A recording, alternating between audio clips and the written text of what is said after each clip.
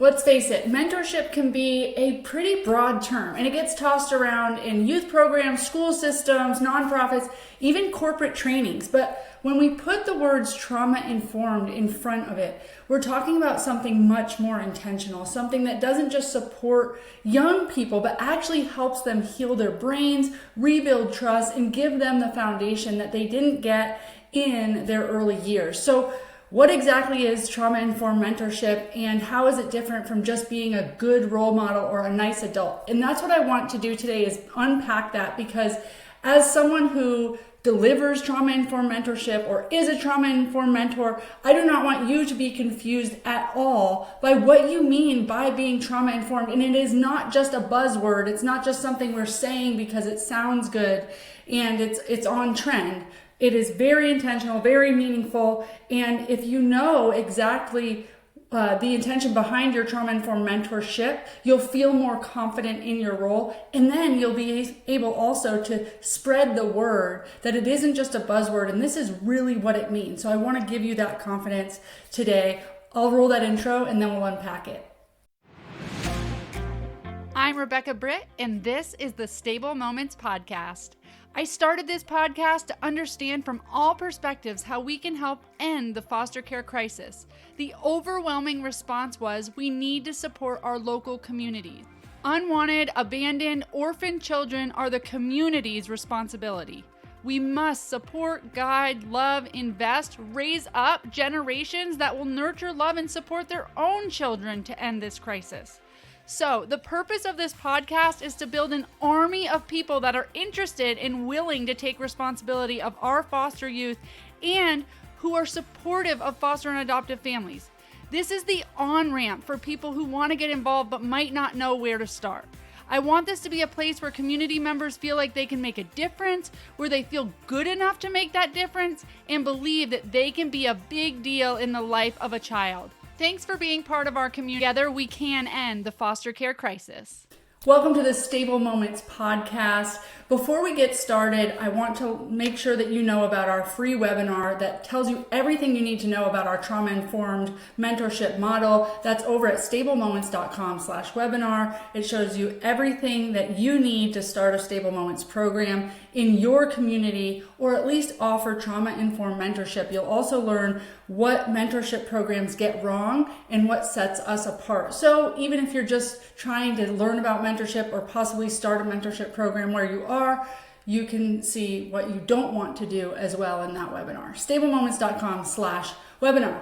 Okay, so let's get into trauma-informed mentorship. So the heart of trauma-informed mentorship is we are not fixers, right? So often, we recruit mentors for mentorship and we tell them that they are going to mentor children in foster care or kids with early developmental trauma. And people want to learn about this population because they want to help, right?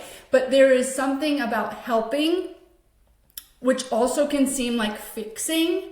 And then we feel like, as the person that's showing up to give back, that we need to have all the answers, right? I'm going to meet with you and make you better, okay? And that's not where we come from. Trauma-informed is saying that I don't need to make you better. You are good and worthy and valuable, and you get an A just for being you and just for showing up. And all I'm going to do is show up too. And the way I'm going to show you that you're worth everything just as you are and that you matter is by showing up every single week. Regularly, regardless of what I have going on in my life, I have chosen that you are important enough and you are valuable and I'm going to show up. And that is so important. And you can imagine that if you had an agenda of some sort that was like, I'm sure that you have experienced it in your life, but I know that I have, where I've walked into a church or something and I've had an issue going on, or I have some past, or I have some trauma, or I have some story, and people look at me like, you're home, don't worry now. But it's a very something's wrong with me. It's not like, we are so glad you're here, you're an asset, come on in, join us, we've been waiting for you. That's what you want to feel. But sometimes you can feel like, I'm waiting for you. Yeah, I know it's been a struggle. It's been hard, but you can find solace here. And we want to be the second one. We get it. Everybody has a story. Everybody has some type of trauma. And for the children we serve, we know that they have developmental trauma, which is trauma that happened in their core years of development and that has changed how they, or impaired how they have been able to develop socially, cognitively, right? So they may not show up as a traditional kid that got loving and nurturing and hit all of their developmental milestones. So the heart of trauma-informed mentorship is we're not fixers, and we show up for kids over and over and over again. So reliability is like the heart of being trauma-informed, and that we're not fixing anybody, but that we love them as they are. So how do you love someone as they are? Like, I just showed how you welcome somebody, but now you're about to build a relationship. And for mentors, it can be really difficult to feel like they're not doing enough. Like, just showing up, is that good enough? And if things aren't going the way we want them to go, or we don't have this just super rewarding interaction right off the bat, then we do start to doubt ourselves. Are we doing the best for this kid? Is this even worth it? Does this kid even want to be here? Okay, I showed up. They don't want me here. Like, how do you reconcile some of these feelings? So we see behavior as communication. So when kids have a specific behavior, maybe they're standoffish, maybe they don't want to be a part of this relationship, maybe they have even vocalized that they don't want to be here, or that they're frustrated, they storm off. We read that behavior as language, as if someone just said to you exactly what they need to say, right? So somebody throwing something on the ground and storming off, we are going to read it as a kid saying, this is too much for me right now and I need to take a break. Because if a kid said that to you, if any human said that to you, you would be like, oh my gosh, of course, thank you for telling me, let's take a break. But their delivery may be through their behavior or a triggered reaction. And so we are going to read that as the language, right? The behavior as the language. And then we just respond to the language. So there's no need to respond to the outburst, or maybe they're just not talking to you. They're silent. And maybe you read that as, I don't trust you. Adults haven't been good to me and I don't trust you. And so if you read that as that, you would be like, you know what? We do not need to talk to each other. I want to make it clear that I'm totally fine just hanging out and doing what you would like to do with your 3-part plan. You can make the plan and you don't really even need to worry about me. I'm just going to be here, but we don't need to talk. And I get that I'm new and I just hope I can build some trust with you. But I'm really here to facilitate however you want to spend your time in this. So again, you're responding to what they would have said that they couldn't put words to. Okay? You understand that healing happens in relationship if you're a trauma-informed mentor. So if healing happens in relationship, what do we need to do first? Build a relationship. We want things so quickly. Like, we join a new church and we want to be known and we want to be plugged in and we want friends and we join a new exercise group and we want to feel like we belong there. You earn belonging. You earn belonging. You show up. After you've been at the gym for a year, they know your name. They can rely on you. They know that you're going to come. At Starbucks, they start knowing your order. You're a regular. It takes time to earn a position of relationship with people. Okay? So if for the first 3 months of your mentorship with a child, you're not getting anywhere, that is like being upset with the barista for not knowing your order yet. It's like, dude, you just started coming here. Okay? So you don't own that. You're not entitled to relationship. In fact, with kids that have had a hard time trusting, it may take longer.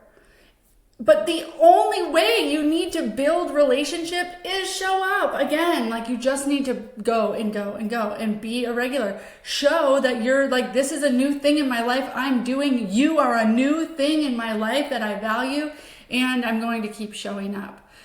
So you build that relationship by showing up, and then healing happens. Then the beauty happens, right? Just like if it was at church and you get like a whole network of friends because of it, or just like at Starbucks, you actually start to know the person behind the counter, and oh, you might actually bring her something that she needs, or you hear about something that, an electrician or something through that person because you had a relationship. Beautiful things happen when we build relationships and we go deeper and we find the human behind the place, okay?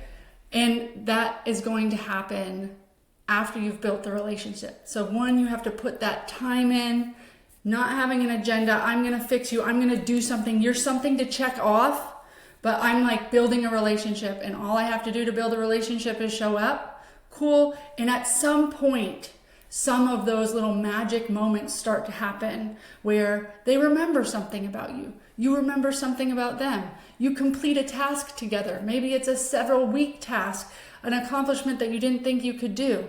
You start talking when you weren't talking before. Things change in relationship as relationship builds. And so that is one of the core principles of trauma-informed mentorship. Safety is essential to trauma-informed mentorship, and safety comes from, again, showing up and being trusting first. So it could take one time where you did not act predictably. You did not show up when you were supposed to. You did not have trauma responses and you were different. You just showed up like upset and you were triggered and you were talking a different way, or maybe you were completely distracted and there was another mentor there that you were having a whole conversation with the whole time and the kid felt left out.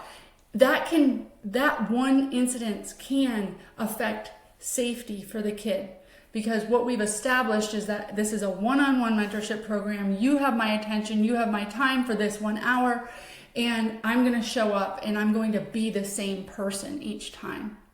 Okay?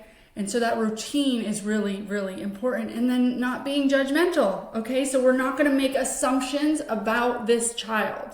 You have gone through trauma-informed training, but going through trauma-informed training does not make you trauma-informed. It's good. It's good that you've got a base of trauma-informed training, but you become trauma-informed in the work, okay? That's your test. That's your living testimony, is to show up to the work and try again.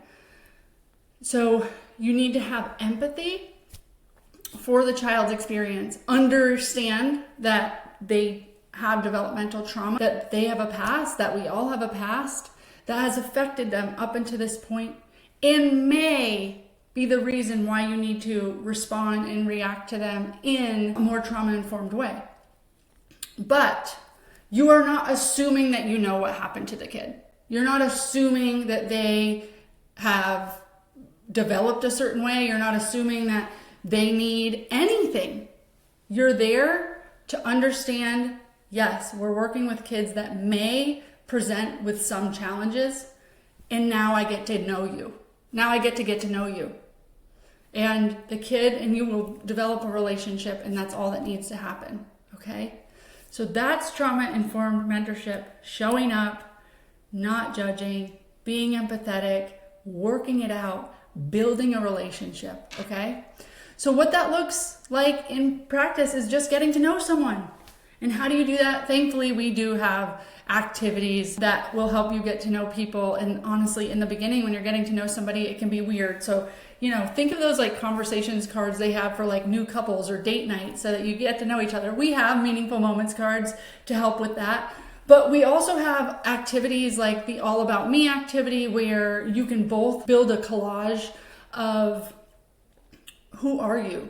It's like, it's not a vision board, it's a who are you? If I were to look at this poster board or this piece of paper, I could understand what your favorite color is, what your favorite animal is, what hobbies you like, what foods you like. Who are you in the world?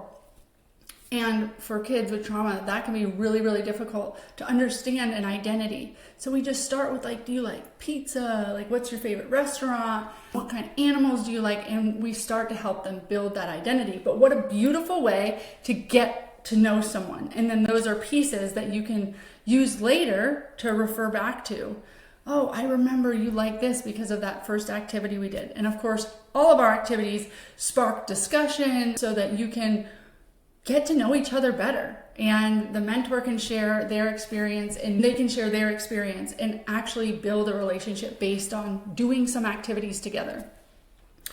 The other way that trauma-informed mentorship looks like in action is actually responding in trauma-informed ways. So things are going to go away that goes off the rails, or you start feeling a little chaos, or you start feeling like this isn't meaningful, or oh, I've lost complete control of this session.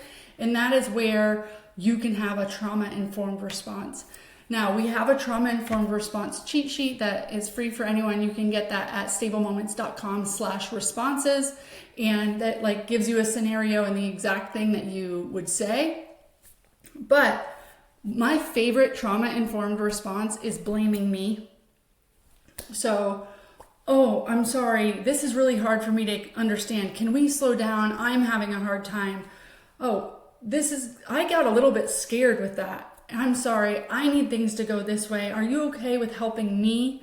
So this isn't you make me feel scared when you run off. You do this, but this is like whoa, I'm sorry, I'm feeling a little overwhelmed.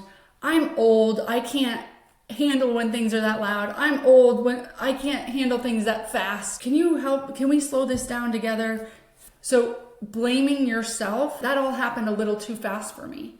Or, of course, repair. So maybe you did something that wasn't trauma-informed, right? Because the point isn't to be perfect. The point is to be human and to have a human relationship. So when you're human, you might say like, hey, no, we're not doing that. You know, you have a very like quick response and you realize that was a little punitive.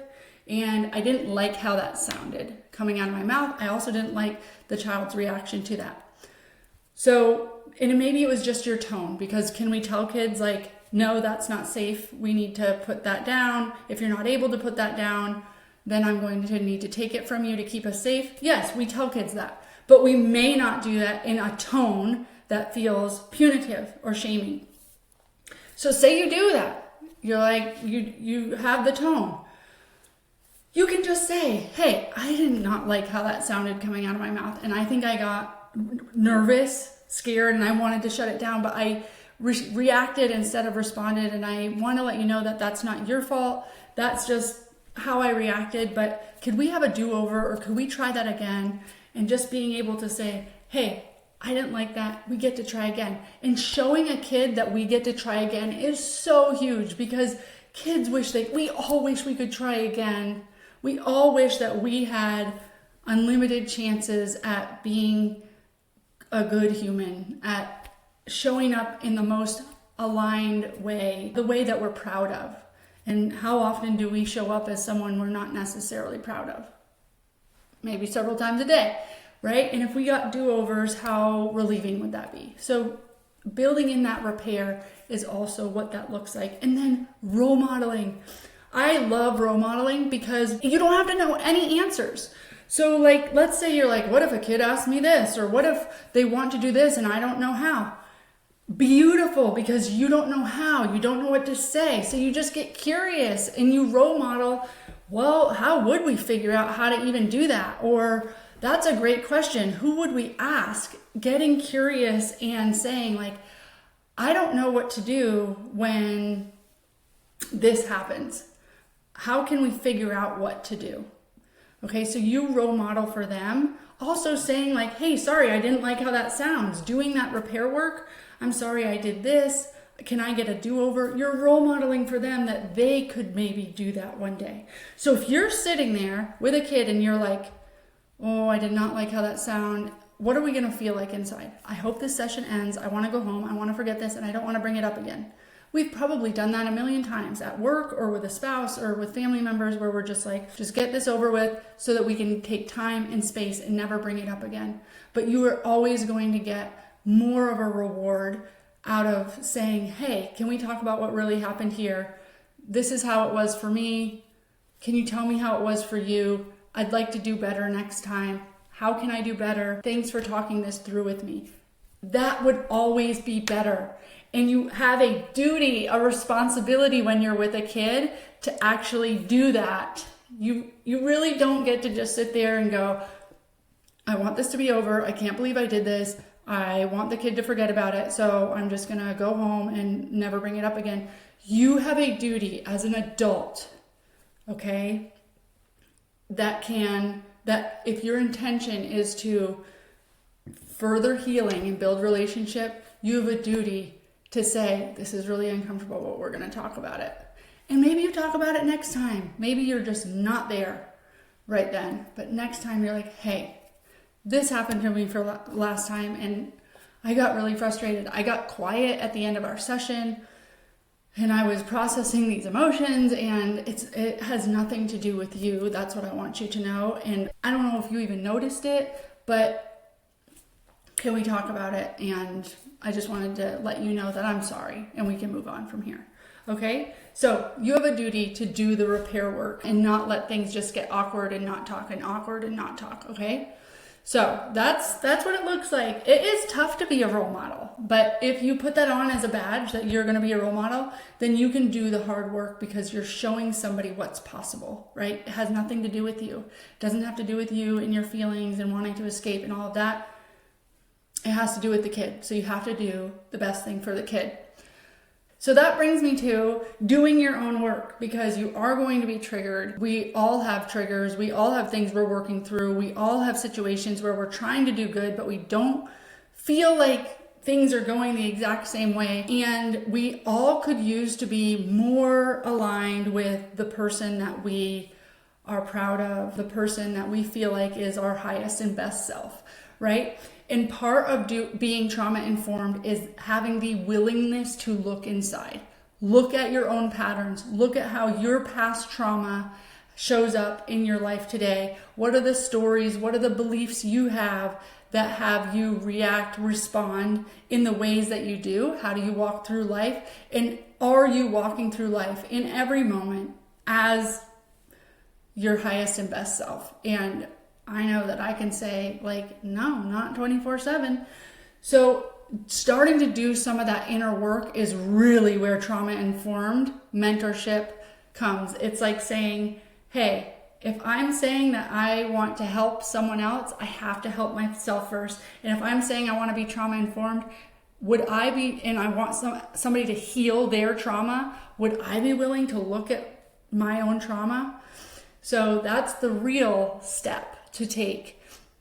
And that's why we have the Heal Yourself, Heal the World course. You can check that out at stablemoments.com/heal. But we have that as an option for all of our mentors and our program directors to go through, so that we are making sure that they are doing their own stuff as well, and they have the resources there. So whatever it looks like for you to do your own stuff, do your own work, and look back at how did I shape all my patterns? How do I show up to the world? Why do I show up that way? What stories do I tell myself? And which ones continue to serve me and which ones don't? And how can I let go of that? However you do that work yourself, you have to be engaged in that path to truly be trauma-informed.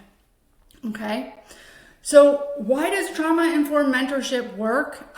It works because it's simple. It is not flashy. People want things to be clinical. They want a blanket approach. They want, okay, so we're going to be able to heal trauma for everybody. And this, you just do this one modality with a kid, and then, that's not it.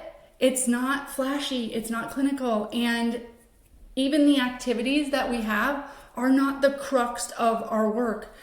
Relationship is the crux. To end the foster care crisis, we need healthy adults willing to spend time in a trauma-informed way with kids. Pour into them, invest in them, show them that they matter, show them that they're good. There's good adults in this world. That's it. That's all you need. And there's research to show that one healthy relationship over time builds resilience in kids with developmental trauma. So we know that if a kid can look back on one healthy relationship, that can change the trajectory for them, because they know that there are good people out there. They know that in somebody's eyes, they were worth it, and they were worth showing up to this world as themselves, and they were accepted, okay?